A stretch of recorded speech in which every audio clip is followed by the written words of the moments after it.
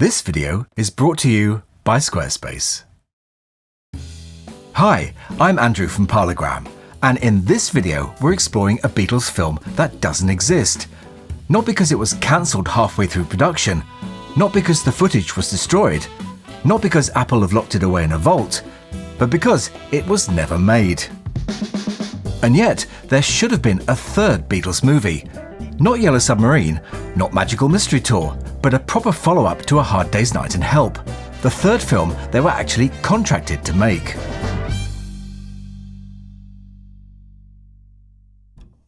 Back in 1963, Brian Epstein signed a 3-picture deal with United Artists.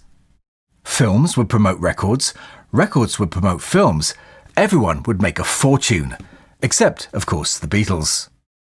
By late 1965, the Beatles weren't the same band who'd mucked about on trains and beaches. They'd delivered 2 films, they still owed 1 more. But now their world had changed. New influences, bigger ideas, a growing sense of who they really were. They weren't the cheeky mop-tops anymore. So the question wasn't, what film do people want the Beatles in? It became, what film do the Beatles actually want to make? Hollywood hadn't caught up. Instead, the rumours started flying. The Beatles as the Three Musketeers, The Lord of the Rings with the band playing the Hobbits, or simply Help again, but a bit different. Plenty of ideas, but not much real understanding. United Artists wanted commercial success. The Beatles wanted creative evolution. Something had to give. Brian Epstein and producer Walter Shenson, who'd worked on their first 2 films, pitched something they thought would be different enough. A Western. A comedic cowboy film called A Talent for Loving, based on a novel by Richard Condon, the same author who wrote The Manchurian Candidate. Surprisingly, the Beatles didn't immediately say no. And around this time, they'd shown a real fascination with cowboy style, and even visited a ranch in Missouri in 1965. The press even joked that the Beatles seemed to be preparing for a Western. The story itself was certainly something. A rancher's stepdaughter is cursed so that every man falls hopelessly in love with her, leading to duels, gambling chaos, and questionable romantic decision-making. For United Artists, Beatles plus film equaled guaranteed profit, so things got very real. Early script drafts circulated, talk of filming in Spain or Mexico, trade papers reporting that shooting could begin in 1966. This wasn't a rumour, the cameras were ready to roll. Then the Beatles read the script, and enthusiasm evaporated. Yes, they'd worn cowboy hats in photos. No, they didn't want to act like cowboys. In their first films, they'd essentially played themselves. A Talent for Loving demanded proper acting, romantic roles, jokes that weren't there, characters that didn't fit them. Meanwhile, Rubber Soul was reinventing their music, and suddenly the Western felt like yesterday's idea. On December the 7th, 1965, after a concert in Manchester, they met with Shenson and told him that they didn't want to do the film. Years later, when the film finally appeared in 1969, without the Beatles, it proved they'd dodged a bullet. You can judge for yourself, as the full film starring Richard Widmark and Topol is available to watch on YouTube, and I'll put a link to it in the description. So now what? They still owed United Artists a film, and everyone, fans, press, studios, had ideas for them, except the Beatles. Record Mirror even asked readers to send in plots, and the results were incredible. One suggested the Beatles as bohemians, with Mick Jagger popping in unannounced. Someone else had them landing on the moon and topping the lunar hit parade. And my favourite, John and Ringo duel over a girl, before the band travelled by balloon ship to Australia. But this creative chaos revealed something important. The world still wanted Beatles films, but nobody agreed on what one should actually be, except maybe one man. A razor-sharp playwright, a troublemaker, a provocateur, someone who understood the Beatles had grown up and could push them into a bold new direction. His name was Joe Orton. The script he wrote for them could have changed everything. Ringo, what's happened to our instruments? I traded them to some fella for these coloured beans. Lovely, ain't they? You ruddy nincompoop, trading our instruments for a handful of blinking beans? Oh, no! I may not know beans about trading, but I know an important message when I see one coming. Yeah. If you're a creator like me, you'll know how important it is to have a proper online home for your ideas. You can put so much effort into making videos, writing, researching or creating music, but without a place to bring it all together, it can feel a bit scattered. That's where Squarespace comes in, and why I've used it for years. Squarespace makes building a website unbelievably simple. You don't need to know a line of code. You just choose the design you like, drop in your content, and it already looks clean and professional. They have beautifully designed templates that actually feel modern, and you can customize everything to match your style. If you're a musician, you can host your tracks or videos and even sell downloads directly from your site. If you're a collector like I am with vinyl, you can build galleries, archive your collection, or run a small shop for your creative projects. So if you've been thinking about putting your work somewhere more permanent, why not give it a try and head on over to squarespace.com for a free trial. And when you're ready to launch, go to squarespace.com/parlogram to save 10% off your first purchase of a website or domain. Joe Orton was one of the most daring voices in British theatre. His plays were sharp, darkly comic, and wickedly irreverent. He skewered authority. He provoked moral outrage. He wrote about sexuality, power, and hypocrisy in a way that thrilled younger audiences and horrified the establishment.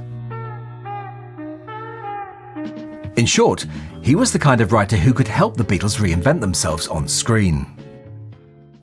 Walter Shenson hired him to adapt an earlier screenplay idea into something new for the Beatles.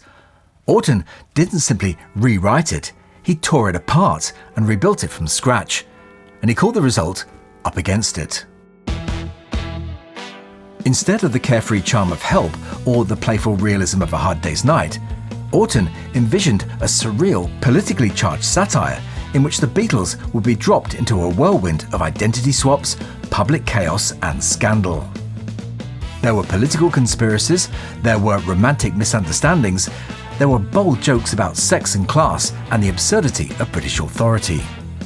In one scene, John and Paul's characters disguise themselves as women to infiltrate a civic ceremony, only to accidentally end up leading a public execution. It's dark humour, but with a sharp, satirical point. The blind power of institutions and the public's willingness to follow. This wasn't cheeky innuendo, it was a direct jab at the hypocrisy of the British establishment. Now picture the Beatles, the most recognisable faces in the world, acting that out in 1967. In many ways, Orton's script sits right along the Butcher cover. Both were the Beatles trying to break out of the safe, polite image everyone kept projecting onto them. The Butcher sleeve shocked people visually. Up Against It would have shocked them politically and sexually. Both showed just how fast the Beatles were evolving, and how far ahead of mainstream expectations they'd already moved. And the surprising thing?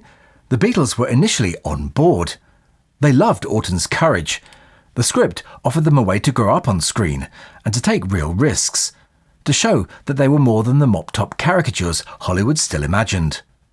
But with that boldness came consequences. In 1967, homosexuality had only just been partially decriminalised in England and Wales. The British Board of Film Censors was still extremely conservative. And the Beatles had just survived a global backlash over John's more popular than Jesus comment, a controversy that bore death threats, protests, and record-burning rallies in America. The last thing they wanted was another front-page firestorm, and the fear was real. As a gay man himself, Brian Epstein lived with a constant, very real awareness of how the press could weaponise sexuality against him, and by extension against the band. A film that played so openly with the themes of sexual identity and power risked drawing exactly the kind of attention he'd spent his entire career trying to avoid. Then there was the creative risk. The Beatles were not trained actors.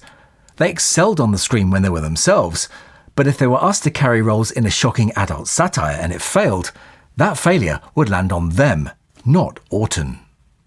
For a while, the Beatles didn't reject the idea, but they didn't embrace it either. The script lingered without replies, notes took longer to come back, and the initial spark of interest gradually dissolved into uncertainty. But Orton didn't stop. He kept working, adjusting the structure so the film could still happen even if the Beatles backed away. A crucial meeting was arranged between him and Richard Lester, the director who had guided the Beatles so brilliantly through A Hard Day's Night and Help. And then everything changed in the most tragic way imaginable. On August the 9th, 1967, Joe Orton's chauffeur arrived to collect him for that meeting and found that Orton and his partner Kenneth Halliwell were both dead, in what was later confirmed to be a murder-suicide. Orton was just 34 years old. 2 film ideas down, no third film in sight, and the United Artists contract still hung over them like a deadline approaching fast. That's when the Beatles decided to take matters into their own hands. If neither Hollywood nor the avant-garde could give them the right film, the Beatles would simply make one themselves. No studios, no directors, no outside voices telling them who to be. The result was Magical Mystery Tour, a spontaneous, free-form television film built entirely around Paul's idea of taking a group of people on a mysterious bus trip and seeing what happened. This wasn't the Beatles returning to the cinema as before. It was an experiment with full creative control. They were making it up as they went along, but experiments don't always work. I've got a lovely bunch of coconuts. Have you dinner? When Magical Mystery Tour premiered on BBC One on Boxing Day 1967, it was broadcast in black and white. A psychedelic colour film shown without colour. Audiences were puzzled and critics were merciless. It was the Beatles' first major critical flop. It shook their confidence. If something so harmless and so deeply them could be savaged so publicly, then how would an explosive, taboo-pushing satire like Up Against It have been received? It suddenly became clear, being artists in the studio didn't automatically make them artists on the screen. Meanwhile, United Artists still expected that third movie, so a compromise emerged that will fulfill the contract without really acting again. The first solution was Yellow Submarine, where the Beatles appeared briefly in live action at the end, which technically counted towards the contract. Then came Let It Be, not a scripted film, but a documentary capturing the band's real-life fractures and final days together. With those 2 releases, the obligation was complete. So the third Beatles film, the real third film, the movie intended to stand alongside Hard Day's Night and Help, never happened. The Beatles of 1964 were perfect for the screen. Lively, funny, constantly reacting to the world around them. But by 1967, they'd become something very different. A band far more interested in musical innovation than pop star antics. They no longer needed a film to shape their image. The records were doing that with far greater force. In fact, perhaps the most important lesson of this entire saga is this. The Beatles' brilliance wasn't just in knowing what to do, it was in knowing what not to do. A Talent for Loving would probably be completely forgotten today. Up Against It could have exploded into a scandal or simply fallen flat, making the Beatles look foolish instead of fearless. Either film could have derailed their most astonishing run of creativity. Instead, they chose a different path forward. Sometimes history advances because of what happened, but just as often because of what didn't.